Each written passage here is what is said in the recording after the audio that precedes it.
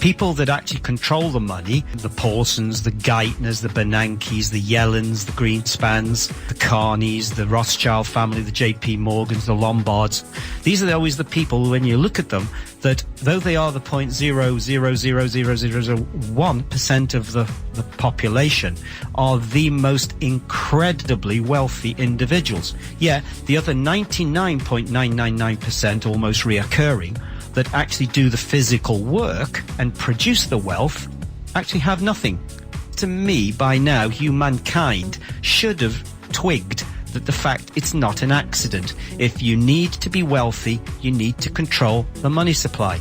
In principle, what we have created is a public as opposed to a private bank. The basic difference, obviously, that a private bank is owned by moneyed private commercial interests, invariably controlled by a banking cartel, which has the interests of those shareholders at its highest level, as opposed to a public bank which would have the interests of its members or those within as a faction that have deemed to want to create it. It also stands under common law as opposed to mercantile, merchant or admiralty law. And also it gives something called what's called finality of settlement on the spot of time.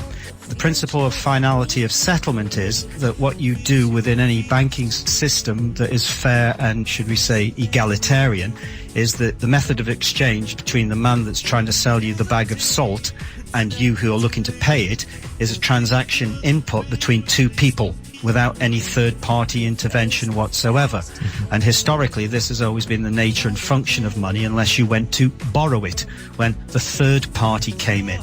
So typically for many years, if you wanted to buy that bag of salt, a price would be quoted, 1 shekel or 1 talent, and you would agree and the deal would be struck.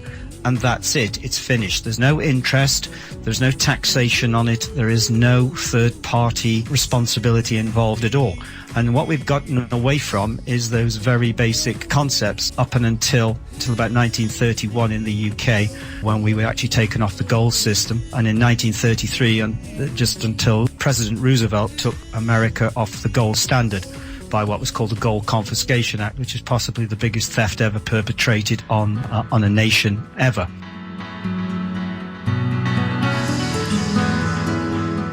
There's a better way.